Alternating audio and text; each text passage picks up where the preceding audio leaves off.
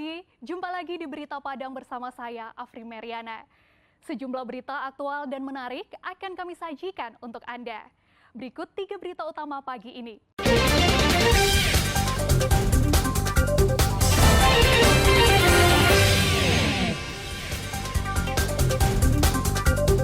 Masyarakat tunjuk rasa di kantor Bawaslu Sijunjung. Baru seminggu bebas dari lembaga pemasyarakatan, seorang pencuri sepeda motor diamuk massa usai kabur saat digerebek polisi. Warga binaan di Lapas Suliki sulap sampah plastik jadi batu ampar atau yang lebih dikenal dengan paving block.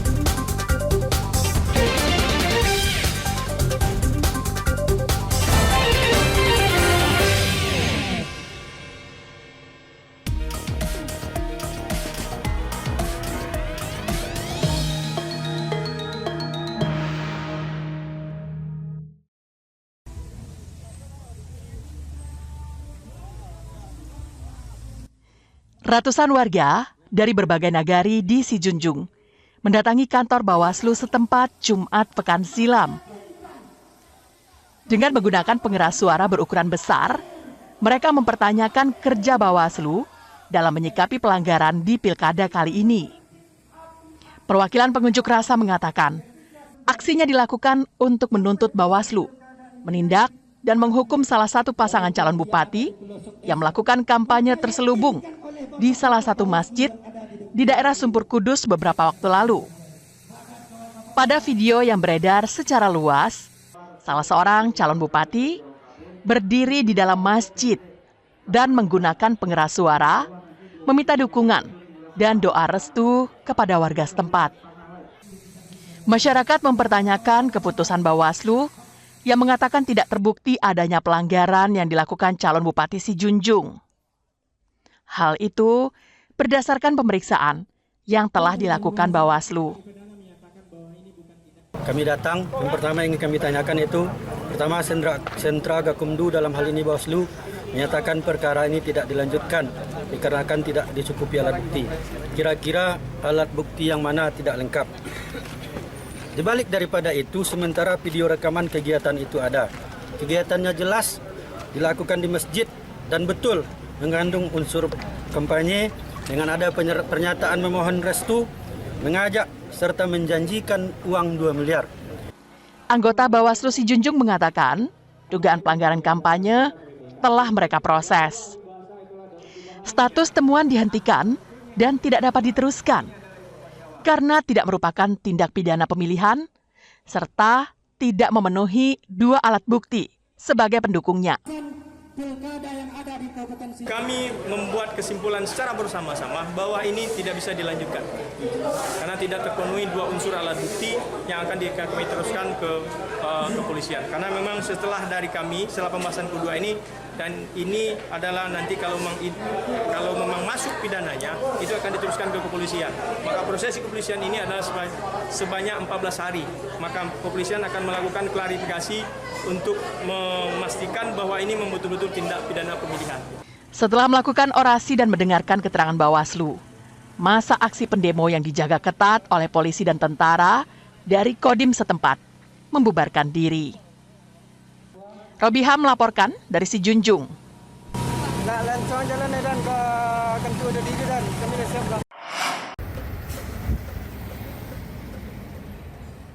Belum tuntas kasus 15 ASN di Pariaman yang dilaporkan ke Bawaslu karena berpihak kepada salah satu pasangan wali kota wakil wali kota, kasus serupa kembali terjadi. Kali ini, 2 ASN Pariaman dilaporkan ke Bawaslu dengan tuduhan yang sama. Pelapornya adalah anggota masyarakat yang mendapati kedua ASN ini aktif menyatakan dukungannya kepada salah satu calon wali kota melalui percakapan di media sosial. Bawaslu telah menerima laporan terhadap kedua ASN ini. Namun pihak Bawaslu meminta kepada pelapor untuk memperbaiki berkas laporannya sebelum ditindaklanjuti.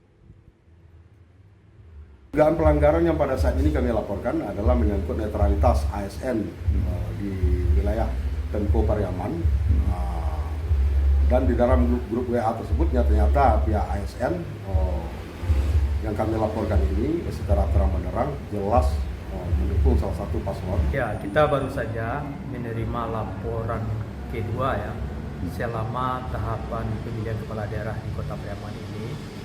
Itu 2 hari kemarin laporan kedua kita terima. Kemudian kita sudah melakukan kajian awal terhadap laporan yang disampaikan oleh masyarakat tersebut, dan dari hasil kajian awal kita melihat masih ada yang perlu diperbaiki terhadap laporan tersebut. Sementara itu, pada kasus sebelumnya, 10 ASN sudah dilimpahkan berkasnya ke Polres Pariaman untuk ditindaklanjuti. Sedangkan 5 ASN lainnya, berkas pemeriksaan mereka diteruskan ke Badan Kepegawaian Daerah. Dari kasus ini, tergambar dengan jelas bahwa slogan ASN netral dan kegiatan seremonial yang menyatakan ASN netral lengkap dengan tanda tangan di spanduk hanyalah isapan jempol belaka. Bagaimana tindakan Bawaslu terhadap fenomena ini? Kita tunggu. Eki Rafki melaporkan dari Pariaman.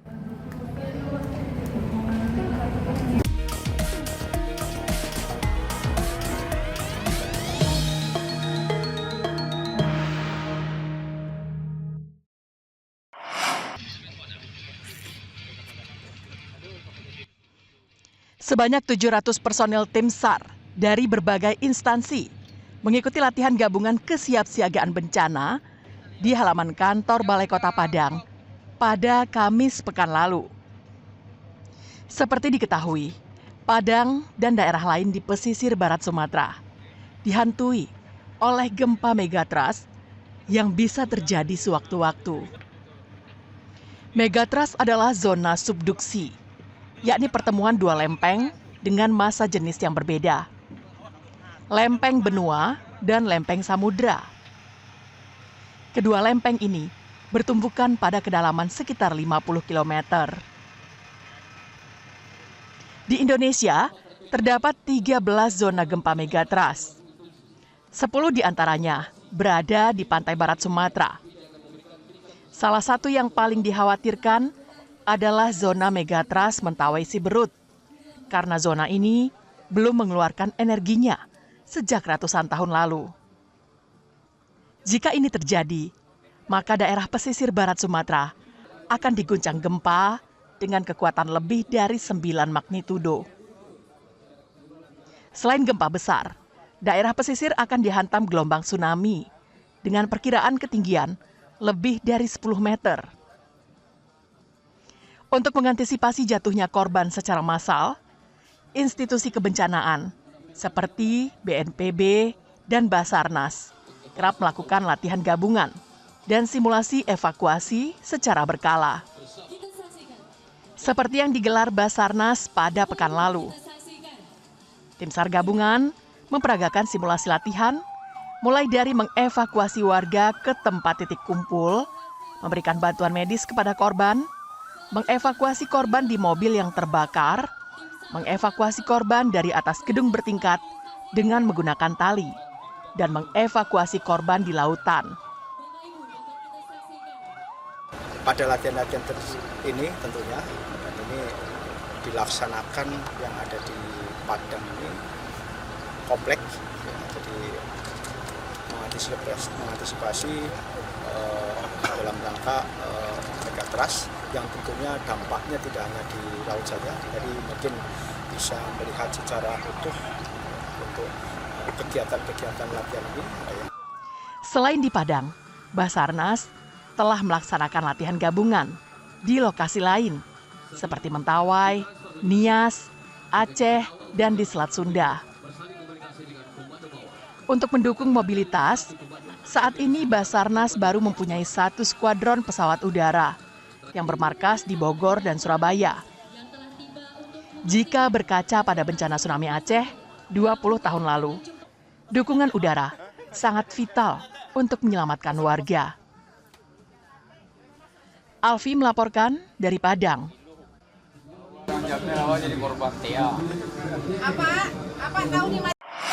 Pimpinan Bank Negara dan pimpinan BPMD.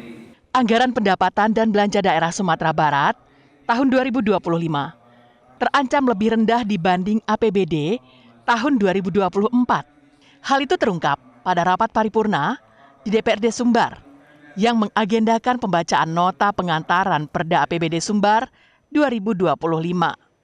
Pelaksana harian Sekretaris Daerah Sumbar, Erinaldi, yang mewakili pelaksana tugas Gubernur Sumbar, dalam nota pengantarnya menyebutkan bahwa rancangan APBD Sumbar tahun 2025 dianggarkan sebesar lebih dari 5,65 triliun rupiah.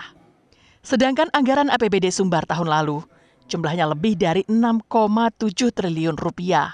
Berkurangnya APBD Sumbar tahun 2025 karena berkurangnya pendapatan dari pajak kendaraan bermotor. Sesuai dengan Undang-Undang Nomor 1 Tahun 2022 tentang hubungan keuangan antara pemerintah dengan pemerintah daerah, maka pajak kendaraan bermotor termasuk bea balik nama di daerah langsung diakui sebagai pendapatan asli daerah kabupaten dan kota. Dengan berlakunya penerapan bahwa undang-undang tentang kendaraan bermotor ini langsung ditransferkan ke daerah ya, nah, itu memang penurunan PAD Sumbar turun signifikan, lebih kurang 1,3 triliun. Ya, ini penurunan membuat kegiatan-kegiatan ya, baik pembangunan maupun pendidikan, termasuk juga yaitu pemberdayaan ekonomi masyarakat. Selain itu, pendapatan dari transfer pemerintah pusat sebesar lebih dari 3,11 triliun rupiah juga mengalami penurunan hampir 10% dibanding tahun 2024. Muhyiddin menyebut bahwa rancangan APBD Sumbar tahun 2025 ini masih tentatif karena masih akan dibahas oleh masing-masing fraksi. Laude Johardi Onse melaporkan dari Padang.